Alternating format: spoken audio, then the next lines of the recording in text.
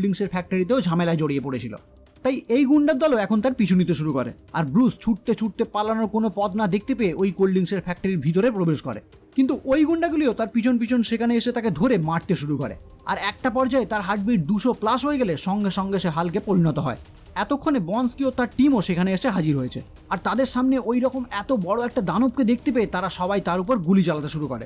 কিন্তু হাল্ক এক এক করে তাদের সমস্ত সোলজারকে মেরে সেখান থেকে পালিয়ে যায়। বন্সকি এবার ফিরে এসে জেনারেল থান্ডারবোল্টকে জানায়, আমরা ব্রুস ব্যানারকে প্রায় ধরে ফেলেছিলাম, কিন্তু হঠাৎ করে সেখানে একটি বড় দানব এসে আমাদের উপর হামলা শুরু করে, আর আমাদের মিশনটি পুরোপুরি ভেস্তে যায়। এই কথা শোনার পরেই জেনারেল তাকে জানায়, তুমি যে দানবটির কথা বলছো ওটা আর কেউ নয়, ব্রুস ব্যানার নিজেই। এই কথা শুনেই ব্রন্সকি পুরো অবাক হয়ে যায়। সে বলে, এটা কি করে সম্ভব? সে কি করে ওই রকম একটা দানবে পরিণত হচ্ছে? জেনারেল এইবার এক্সপেরিমেন্টের একটু ভুল হওয়ার ফলে ব্রুস নিজে ওই সিরামে এফেক্টেড হয়ে হাল্কে পরিণত হয়। বন্সকি তখন জানায়, আমার কাছে যদি এইরকম শক্তি থাকতো তাহলে আমি আপনাকে অনেক হেল্প করতাম। এই কথা শোনার পরেই জেনারেল তাকে একটি ল্যাবে নিয়ে গিয়ে তার কাছে থাকা একটি সুপার সোলজার সিরাম তার উপর ইনজেক্ট করে, যাতে ব্রুসকে ধরতে তাদের আরও সুবিধা হয়। অন্যদিকে আমরা দেখতে পাই ব্রুস তাদের কাছ থেকে পালিয়ে গিয়ে যখন আবার নর্মাল অবস্থায় ফিরে আসে, সে লক্ষ্য করে সে একটি জঙ্গলের মধ্যে পড়ে আছে। সেখান থেকে কিছুটা এগিয়ে জঙ্গলের মধ্যে একটি রাস্তায় একটি গাড়ির কাছে হেল্প চায়, আর ওই গাড়ির ড্রাইভারের সাহায্য নিয়েই বেরিয়ে পড়ে জঙ্গল থেকে। এরপরই সে সোজা পৌঁছে যায় ভার্জিনিয়ার কালভার ইউনিভার্সিটিতে, যেখানে সে নিজে একসময় এক্সপেরিমেন্ট করত। তাই সেই এক্সপেরিমেন্টের কিছু তথ্য নেওয়ার জন্য ব্রুস ইউনিভার্সিটির ভিতরে প্রবেশ করতে গেলে লক্ষ্য করে ফেলি, তাই আমি তোমার সাথে কিছুতেই থাকতে পারবো না। কিন্তু এলিজাবেথ তার এই সব কথা শুনতে কিছুতেই রাজি ছিল না। এই জন্যই সে তার সাথে করে ব্রুসকে তার বাড়িতে নিয়ে আসে।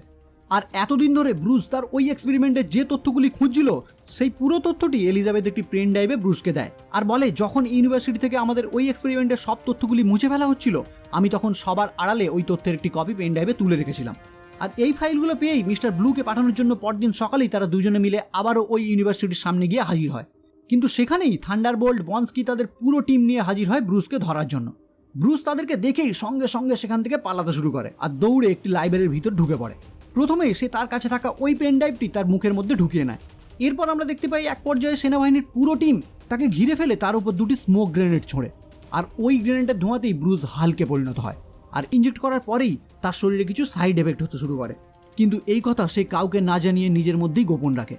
এদিকে দেখা যায় ব্রুস আর এলিজাবেথ মেক্সিকো থেকে নিউ ইয়র্কে যাওয়ার জন্য তৈরি হতে শুরু করেছে, যাতে তারা মিস্টার ব্লুর সাথে সামনাসামনি দেখা করতে পারে, কেননা একমাত্র মিস্টার ব্লুই পারবে তাকে এই হাল্ক থেকে মুক্ত করতে। কিন্তু যাত্রাপথে একটি জায়গায় মিস্টার ব্লুর সাথে চ্যাট করার ফলে আর্মির টিম শিল্ডের প্রোটেকশন থেকে জেনে যায় ব্রুস কার সাথে কথা বলছে, আর সেখান থেকে আমরা জানতে পারি মিস্টার ব্লুর আসল পরিচয় স্যামুয়েল স্টেন, যিনি একজন সেলুলার জীববিজ্ঞানী। তাই জেনারেল এই খবর পাওয়ার পরই তাদের পুরো টিম নিয়ে আবারও রওনা হয় স্যামুয়েল স্টেনের ঠিকানার উদ্দেশ্যে, কারণ জেনারেলের মনে হয়েছিল ব্রুস নিশ্চয়ই তাদের সাথে দেখা করতে যাবে। অন্যদিকে আমরা দেখতে পাই সত্যি ব্রুস আর এলিজাবেথ পৌঁছে গেছে স্যামুয়েলের কাছে। স্যামুয়েল ব্রুসকে দেখেই জানায়, আমি দেখে বিশ্বাসই করতে পারছি না আপনি এই রকম, আমি তো ভেবেছিলাম হয়তো ভয়ানক কাউকে আমি সামনে দেখতে পাবো।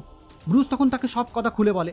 সে বলে, আমি সব সময় ওই রূপে থাকি না, আমার হার্টবিট যখন বাড়তে শুরু করে আমি এইরকম ভিডিও সবার আগে পেতে চ্যানেলটি অবশ্যই সাবস্ক্রাইব করে বেল আইকনটি ক্লিক করে দিও। তাহলে দেখা হচ্ছে পরের ভিডিও নিয়ে, আর ততক্ষণের জন্য বাই।